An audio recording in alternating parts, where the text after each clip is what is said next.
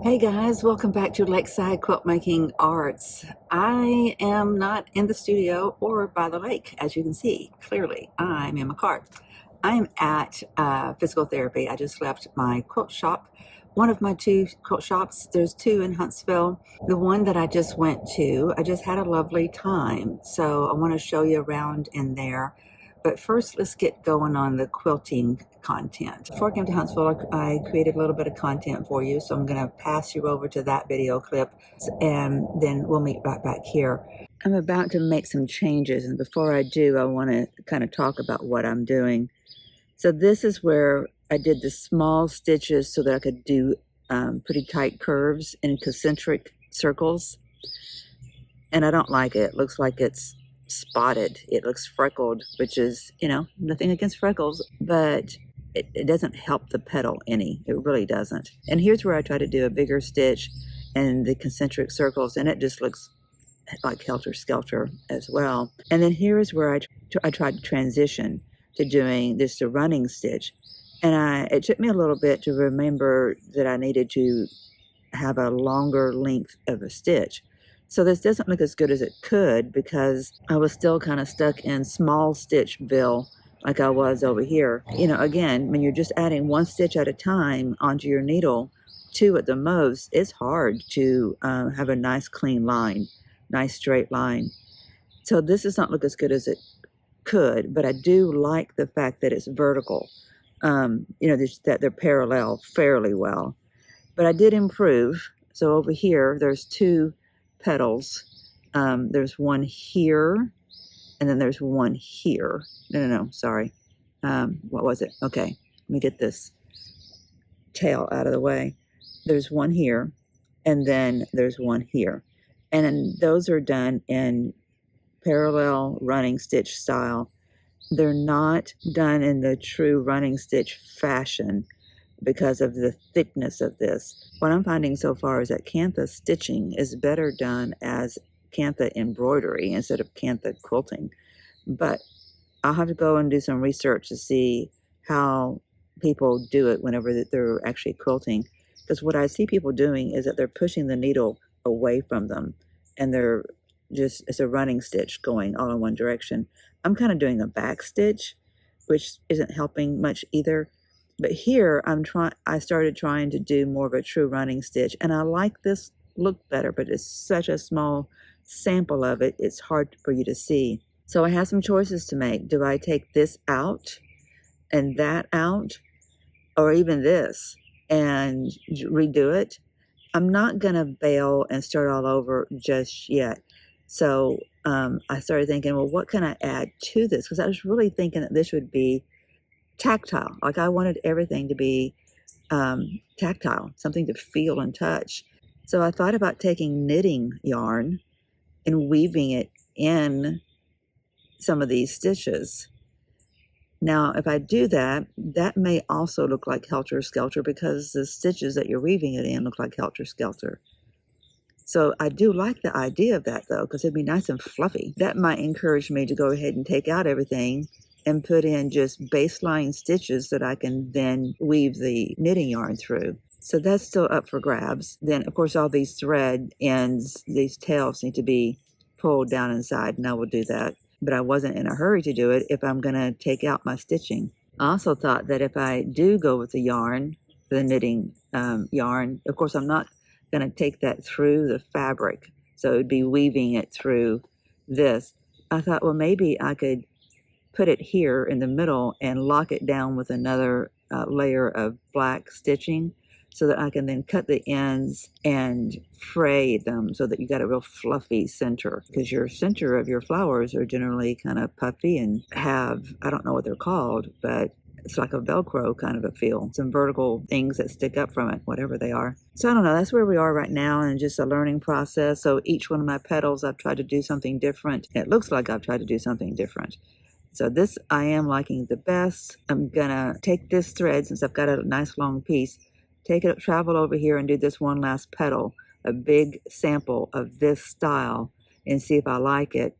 And if I do, then I probably will take these out and redo them in this style, and then try to work with the knitting yarn. I've got a lighter blue yarn that I think is pretty, and it's nice and soft, but I was really seeing this more as a kind of a cobalt blue, this whole flower. So, and that's the other thing, is I'm not real happy with the variegated thread. So I might just jump ship and work on one of the other petals that I know I've got a solid thread color. Like this one, I think I was going to go orange with this one or this one. I can't recall. I have to look back at my picture. But I might just transition over to here and do a whole petal with this technique that I'm talking about and see what that looks like. One step at a time, we're moving the needle. So these are the stitches that I just did, and I like this much better. It's much more parallel. I think it looks much better. But seeing the entire flower done, it kind of makes these that don't look so good, makes them not look so bad. It looks like a more cohesive flower now that the entire thing is done.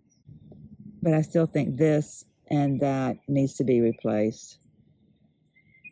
It just took me a while to get into a rhythm. I swear we do not need to take the Kantha embroidery stitches for granted. Just because it's a running stitch and it sounds simple, there's an art to using it properly, and I don't quite have that figured out yet, but I'm getting closer here. I'm controlling my stitches better and trying to get what I want. You can see I achieve it here, but in these tight spots with some curve in them, it's just difficult.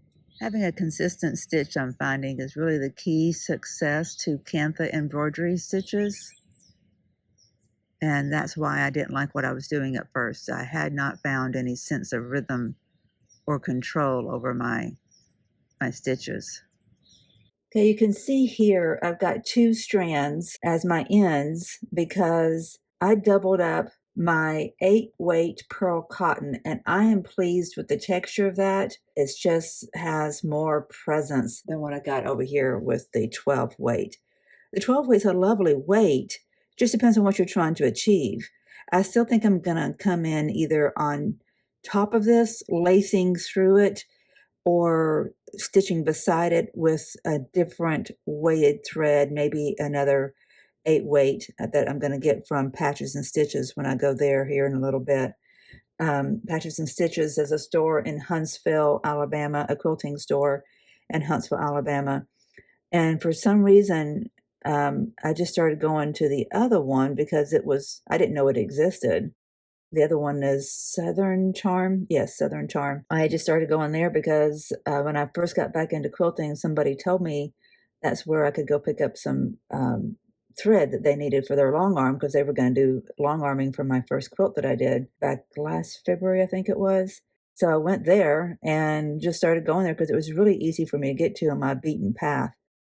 Patches and Stitches, not far from that. So it's not like I should be committed to one over the other. And they both have different offerings. Of course, most stores have their own unique offerings, just like our YouTube channels have unique offerings, right? I almost don't have enough thread to do this, but I do, yay. Making that turn and then not losing your thread inside the eye of the needle is sometimes precarious business. Normally I do it a little bit differently. I'll stick the needle in, and then thread it. And that can be very, very effective too. So this one's ready to trim. I'm going to get this one woven in too. I don't know what we're going to find when we get to Patches and Stitches, but I do know that they have, well, my memory of them, because I have been in a couple of times, is, what did I just say? I'm not doing what I just said, that I put my needle in first and then I thread it. I've just gotten into the mode of threading my needle before stitching. There, I like taking my tail ends through the seam allowances. I try to weave into the seam allowances, and that helps to lock it in. I'm not using any knots whatsoever in this quilting. None. You can barely see. There we go. Anyway, going back to Patches and Stitches, they have a variety of things. Like we said, I know they have felt, and I'm pretty sure they have an expansive library, if you will, of, I guess I should say inventory, since it's things for sale, inventory of yarns. And I think that includes knitting yarns, I think. If not, that's fine, because like I said, doubling up my 8-weight, let me go get my pliers. I have found doubling up my 8-weight has a nice look. There we go. Okay, let's see if we can't get back down inside there. When I have more flexibility, I like to, let me show you the technique. I know this is not really a tutorial channel, but I can go weaving back again through those seam allowances, staying in between the layers of the front and back of the quilt. And I pop up right there, and I'm going to pull the needle out from this side, and just before it pops out over here, I will turn it. And of course, in this case, I got to find that little sweet spot of where there's not a seam allowance, and there's not many of those, and pop it back up there. And then I can turn my directions. I can do this. I'm running out of thread, so it's not going to be, yeah, I ran out of thread.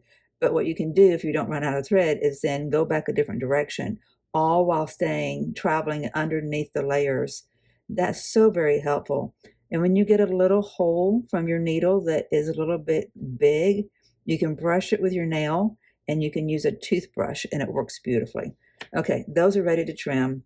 I'll get these done, and then I'm going to head into town, and I'll show you what I come back with. I want to talk to you about patches and stitches. I feel like I hit the mother lode.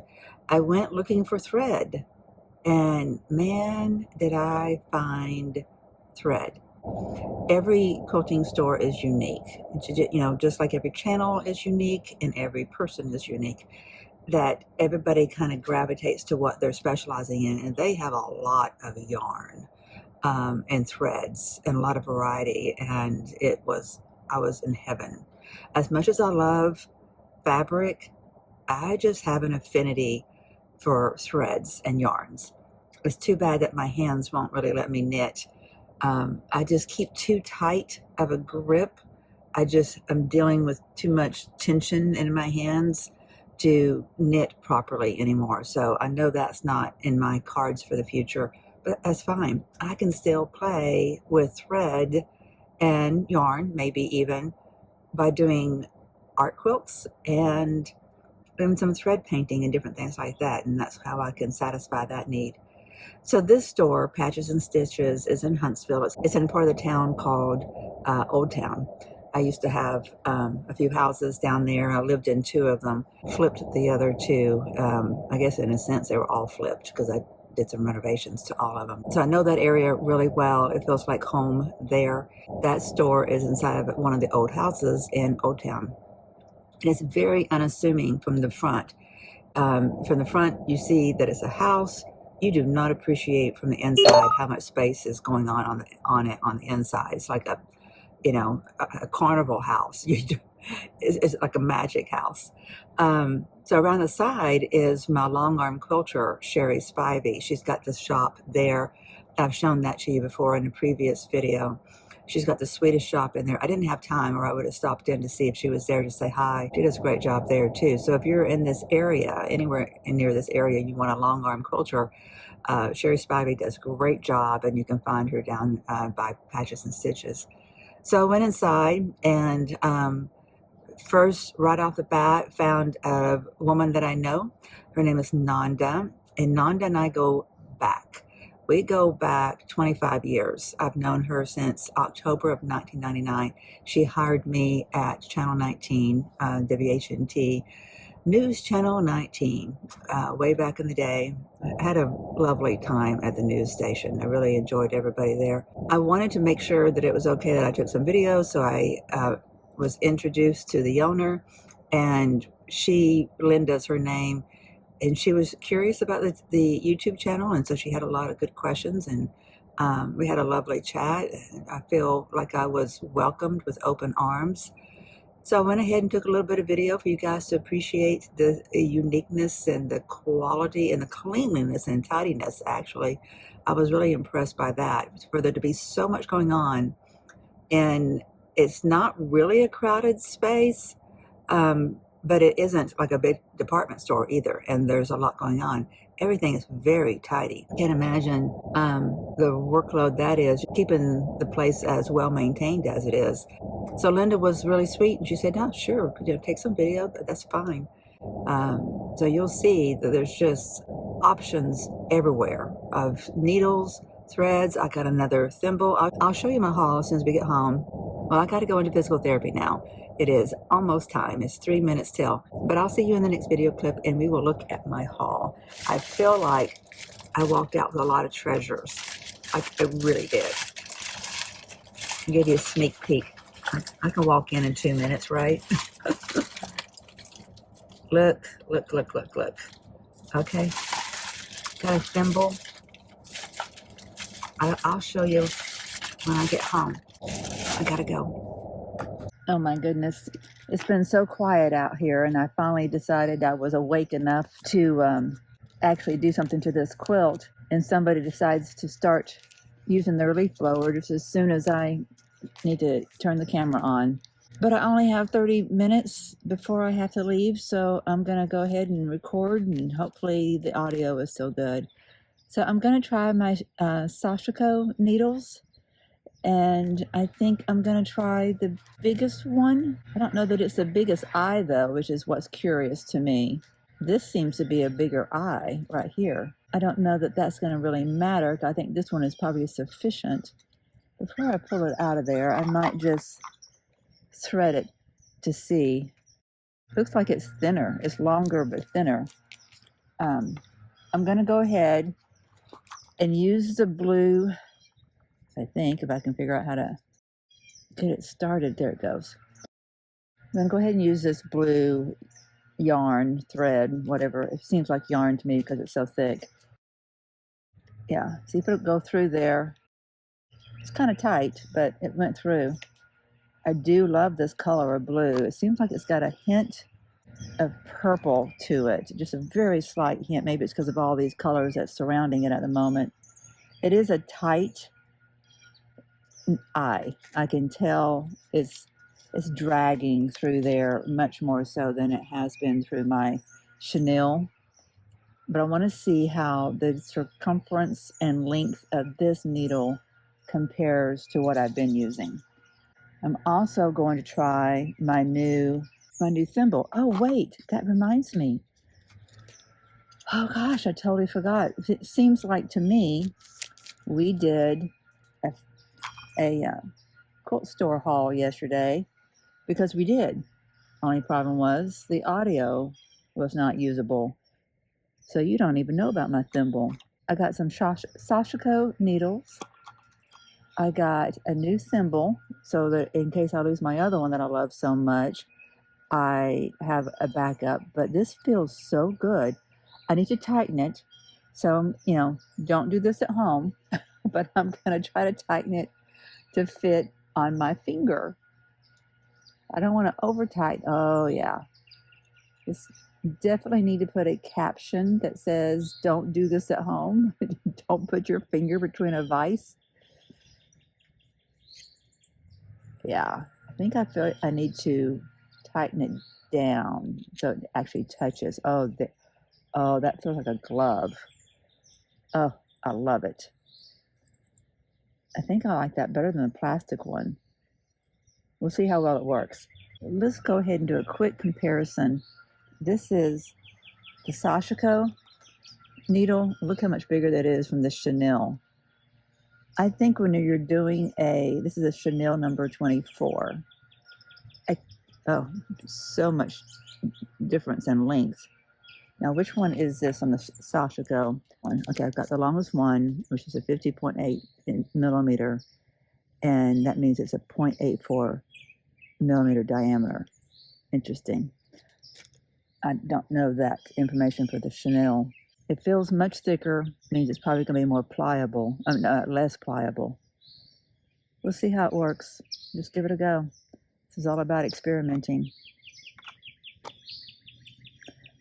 I decided to just go ahead and not overthink what to do. Now that I have all these new threads that I got from Patches and Stitches yesterday, I'm just going to get started with what I had originally planned, and that was to put blue and just weave it through here. And I don't know what I'm doing yet, so I don't know if I should like weave this way or weave around or weave inside each petal. Kind of feel like that might be a smart way to do it. I could end up with just a big blob of a circle if I were to go in circles. So I think I need to treat each petal separately, and I can skip every other one, or I can go through every one. Why don't we just experiment with that for real quick here and see what that looks like. Now that I'm keeping this foundation work, I need to go ahead and put these tails in. They're getting in my way. I'm going to leave a tail there. This is kind of an interesting thought, what I'm doing. Actually, I think this might be interesting. I'm just going underneath every one of the stitches that was made, and this might actually make those stitches be more prominent, right? It's going to make them stand out more, and that may be a good thing or a bad thing. I don't know.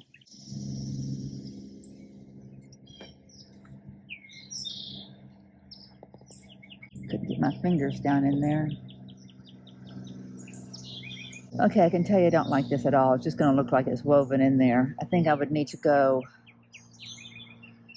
through each one and loop it. Maybe go in and out, weave like that.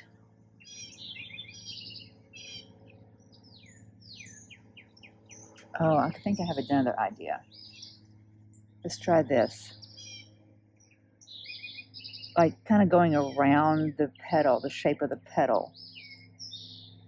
Going in one side, out the other, coming into the next one from the other, from that side.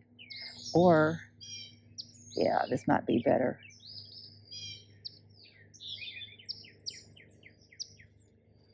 Always coming in from the same side. Yeah, that's gonna make it look like it's more of a line, more like an embroidery stitch.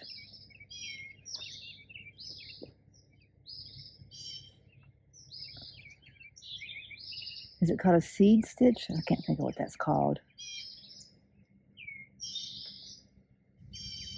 It's what I used over here, and I can't think of what that's called.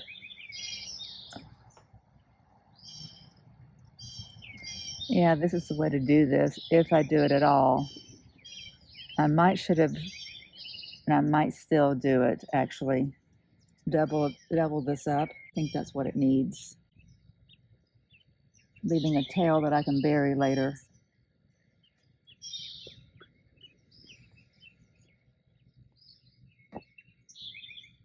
Yeah, I think I'm liking this.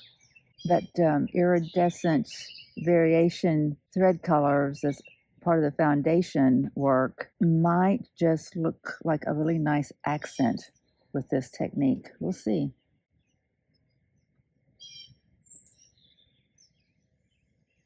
I think I should go in on this side.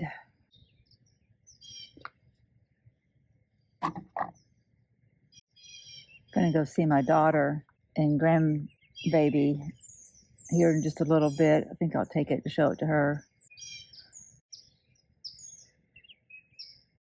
Oh, I kind of like this. This is looking kind of cool. This is a little bit different because these are vertical. I'm traveling this way with the foundation stitches coming from the opposite direction. This is another embroidery stitch that I don't know the name of embroidery stitches. Since I like this, the texture you get from embroidery, I need to learn. I need to lean in and learn. Okay, that's looking kind of interesting. If I had known I was going to use this technique, of course, I'm learning on all of this, right? Like I am learning big time. I'm not familiar with embroidery. I'm not familiar with these threads. And of course, I've had the complication that this quilt is super duper thick. Is that the way I want to do that? No, I want to go this way. Otherwise, it just looks like I've laced it through there. I think this Satrico needle is going to be really helpful for running stitches. Yeah, that's kind of interesting. I like it enough to do another round, but I kind of feel like I don't have to do it all the way concentrically, all the way throughout the entire petal. We'll see. One of the nice things about these thicker threads is they just don't knot up. I'm going to use the blunt end of this needle because it's not grabbing the fabric as easily. Yeah, having uniformity in your foundation pieces, foundation stitches, really is going to make the difference in how this looks. So no matter how much I do this, it may not give me the effect I want. I may have to still take those base stitches out. Looking kind of funky though. Funky in a good way.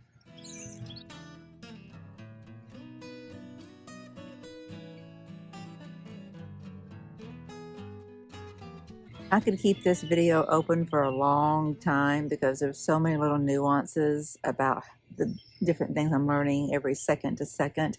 But I'm going to go ahead and close this out. Hopefully this has left you with some kind of feeling that, you know, it's okay to dive in and learn as you go. It's okay. And while you're doing it, you're making something not just useful, but also pretty and tactile and just yummy. I mean, like, I touch this quilt, I look at it and I want to touch it, and I touch it and I'm like, oh, it feels so good. I can't wait till it's done. Stay encouraged, my friends. Keep on moving the needle, the one in your hand or the one on your sewing machine.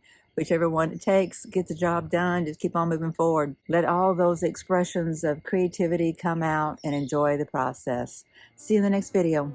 Bye-bye.